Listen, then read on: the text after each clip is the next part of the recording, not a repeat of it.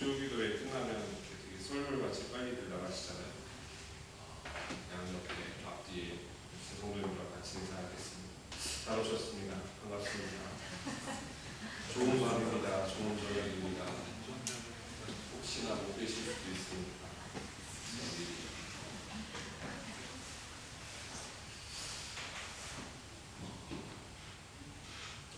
제가 어릴 적일 겁니다. 제 어릴 적에 저희 어머니는 저와 저희 여동생 남매를 당신의 다리를 베게 하고 저희들 귀를 이렇게 청소해 주시곤 하셨어요. 물론 지금 이제 다 부모님이시니까 뭔지는 아실 겁니다.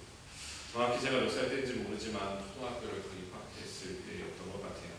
그날도 어머니의 다리를 베고 있었고 어머니는 저희 귀를 청소해 주고 계셨습니다. 그래도 그렇게 누워있던 제 눈에 어머니 무릎에 새겨진 흉터를 보게 됐어요. 그래서 물었습니다. 이게 뭐냐? 무슨 흉터냐? 그때 어머니께서는 당신의 고등학교 시절 이야기를 해주셨어요. 육지에서 멀리 떨어진 섬. 지금은 많이 알려졌지만 저희 부모님들이 백령도 출신이시거든요. 저희 부모님들은 백령도 할아버지 할머니도 백령도 위에 또다 백령도 황해도에서 내려줬다는데 잘 모르겠어요. 그래서 저는 인천 사람이거든요. 그때까지만 하더라도 그 섬이 한국에 그렇게 알려지지 않았었습니다. 제가 초등학교 때까지만 해도 백령도 가는 배 타고 12시간 갔었거든요. 인천에서 배 타고 12시간 배 타고 쭉 들어가면 그때 백령도조차 있었어요. 그때까지만 해도 세상에 잘 알려지지 않았던 섬에서 사셨던 어머니의 꿈은 육지에 있는 대학에 가는 것이었다고 하시더라고요. 열심히 공부하셨답니다. 그렇게 고등학교 3학년 시절에 갑자기 어머니 무릎에 이상이 오기 시작했어요. 섬에 하나 있던 병원을 찾아갔더니 보건소 하나 있습니다. 육지로 나가서 큰 병원을 가보라고 했고 어머니는 그렇게 오랜 시간 배를 타고 인천에 도착하셔서 병원에 가셔서 무릎에 생겼던 암을 제거하셨다고 합니다. 그리고 그렇게 어머니는 대학을 포기하셨다고 그래요. 어머니 무릎에 있었던 그 흔적, 그 흉터는 한 소녀가 꾸던 꿈을 포기해야만 했던 흔적으로 새겨졌던 것이죠. 그래서 저희 어머니가 그렇게 저희 남매를 공부시켜주셨는지도 모르겠습니다. 어제 경건이랑 얘기했는데 제가 설교 준비하다가 경건이 만나 경건이 팔도 열심히 봤거든요. 경건이 팔 열심히 보셨습니까? 경건이 팔 열심히 보시면 칼에 베인 흉터, 불에 데인 잔 이것들이 양팔에 칼에 있어요. 그걸 보면 셰프의 흔적이 저 양팔에 새겨져 있구나 이런 걸 다시 느끼게 됐거든요. 누구에게나 삶의 흔적들이 남습니다. 그건 우리의 몸에도 남기도 하고 우리의 기억에 남기도 하며 다른 사람들의 기억 속에도 남기도 합니다. 그래서 미국의 대통령이었던 링컨은 다음과 같은 삶의 흔적을 남기고 싶어 했다고 해요. 링컨 그는 잡초를 묻고 그 자리에 꽃을 심었다. 오늘 본문의 저자인 사도 바울은 그의 다른 서신인 고린도전서에서 우리에게 이렇게 말해요. 내가 그리스도를 본받는 자 된 것 같이 너희도 나를 본받는 자가 되라. 그 사도 바울이 오늘 본문에서 또한 우리에게 이렇게 말씀합니다. 이후로는 누구든지 나를 괴롭게 하지 말라. 내가 내 몸에 예수의 흔적을 지니고 있다. 사랑하는 성도님들, 예수님을 닮아가면 닮아갈수록 예수님의 흔적이 더 드러나고 남겨져야 하죠. 그게 맞는 거죠.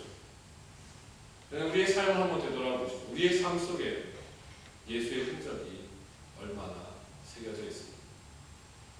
오늘의 우리의 하루 동안의 시간을 다시 되돌아보면 우리의 시간의 그 타임라인에는 얼마나 많은 예수님의 흔적이 우리의 삶 속에 새겨져 있습니다. 어쩌면 예수님의 흔적보다 우리의 흔적을 남기려 하고 우리의 그 무엇을 남기려고 하는 우리의 오늘을 살아오시지 않으셨습니다. 어쩌면 예수님 중심의 삶이 아니라 나 중심의 삶을 살려다 보니 내 흔적을 남기고 혹은 다른 누군가에게 나로 인한 상처의 흔적들을 남기며 사는 우리는 아닙니다. 주님의 은혜가 더욱 필요한 우리죠. 그리스도의 흔적이 우리 안에 있어 우리의 삶과 신앙의 그 흔적들을 여실히 드러내고 있는지 이 밤에 우리 자신을 다시금 되돌아보아야 합니다. 오늘 우리 말씀을 통해서 사도 바울처럼 우리 또한 예수 그리스도의 흔적을 지닌 자들이 되기를 다짐하는 되는 시간이 되시길 주님의 이름으로 축원을 드립니다. 그렇다면 사도 바울이 자신의 몸에 지녔다고 하는 예수의 흔적이 과연 무엇인가 하는 겁니다.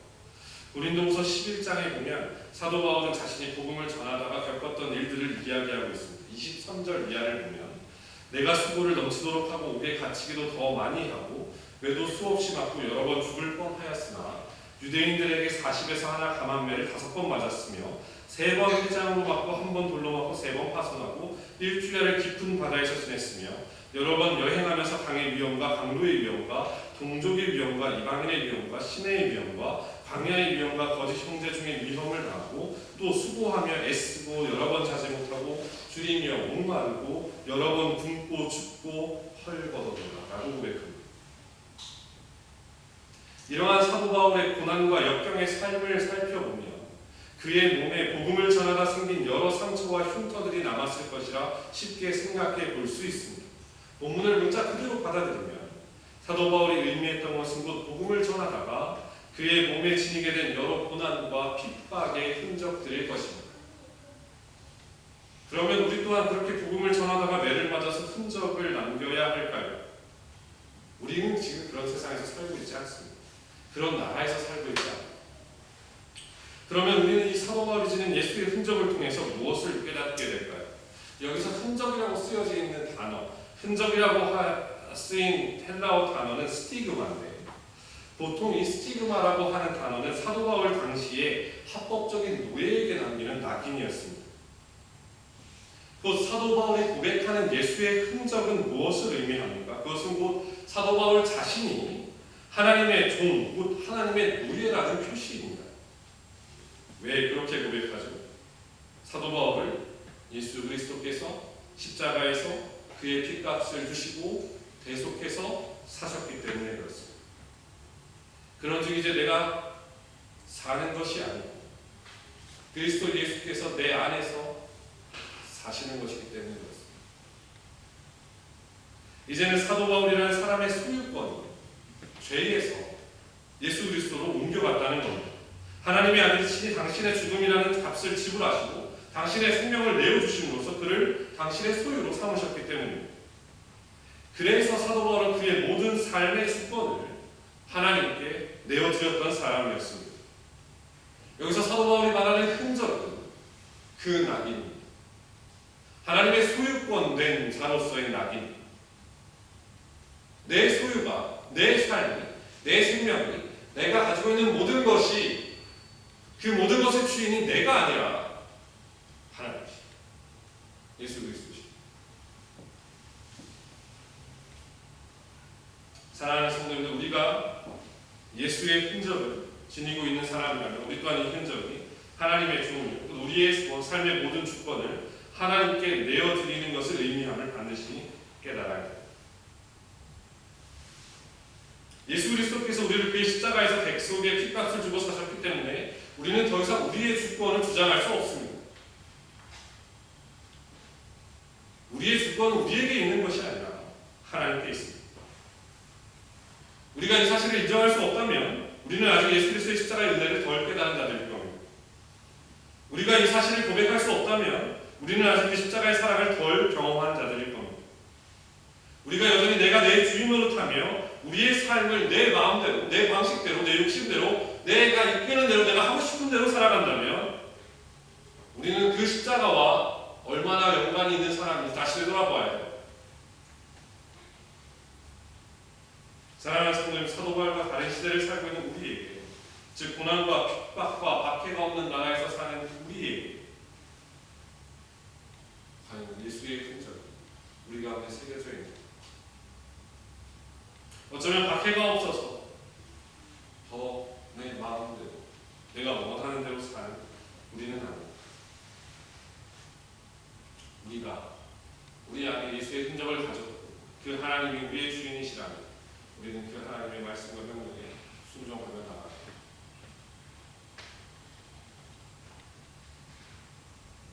정말 순종하십니다. 자유로울 수 없죠. 저도 마찬가지입니다. 아무리 훌륭한 목사님이라고 잘 볼 수 없을 겁니다. 여전히 우리는 예수의 흔적이 덜 새겨지지 않습니다.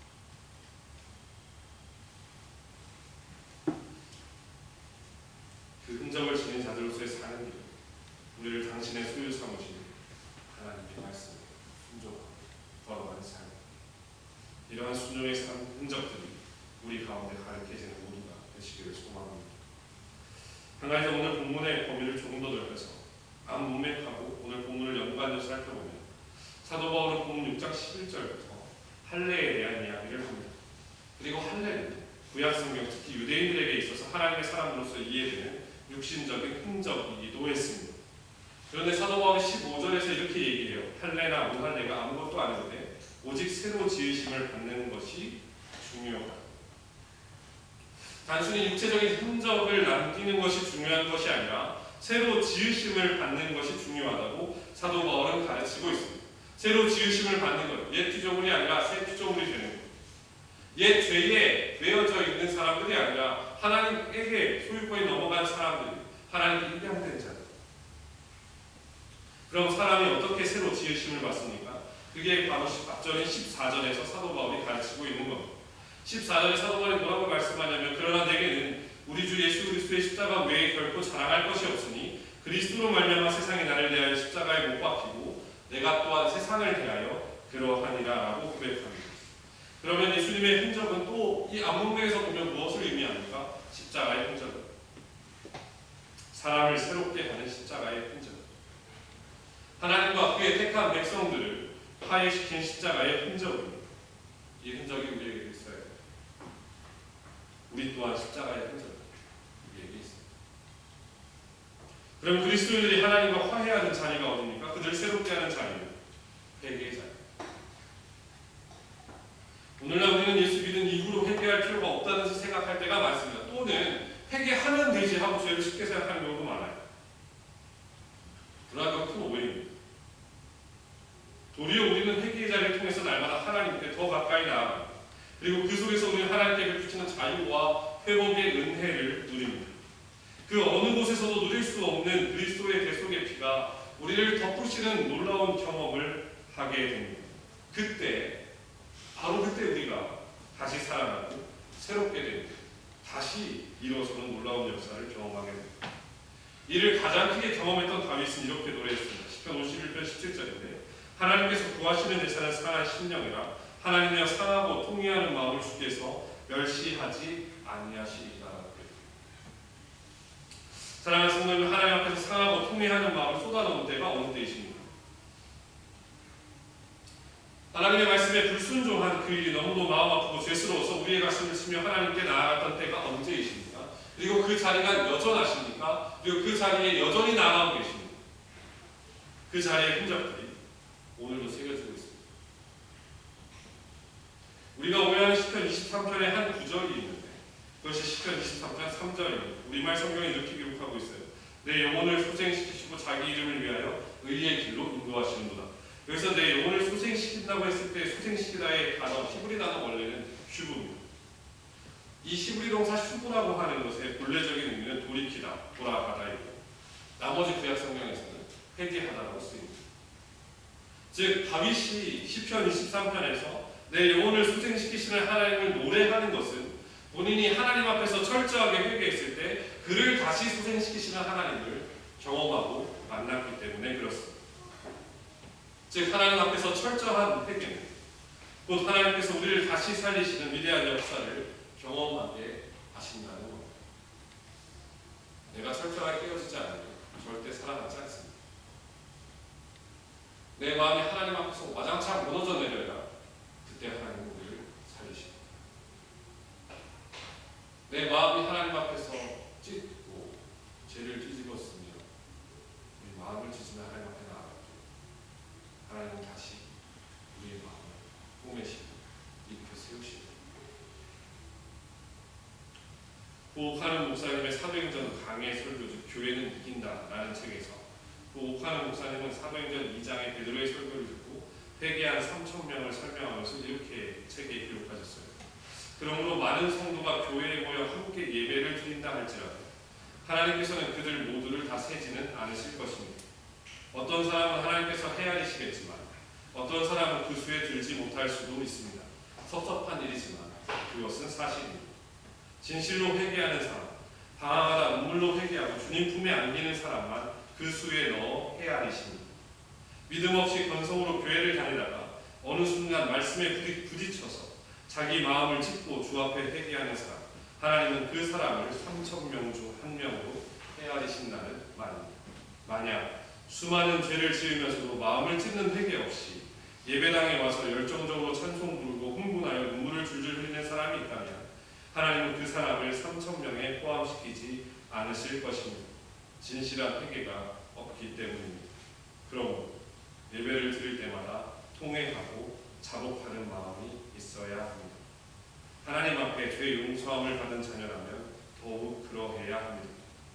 이미 모든 죄를 용서받은 하나님의 자녀의 흠과 티가 없이 장차 하나님 앞에 설 사람으로 약속이 되어 있기 때문에 한두 가지라도 잘못된 것이 있으면 마음이 괴롭고 그런 마음을 안고 주님 앞에 앉을 때 자연히 회개하는 마음이 생기지 않을 수 없습니다.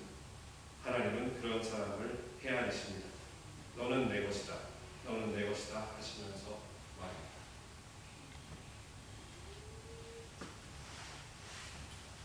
우리는 어떤 마음으로 하나님 앞에 나아가고 계십니까?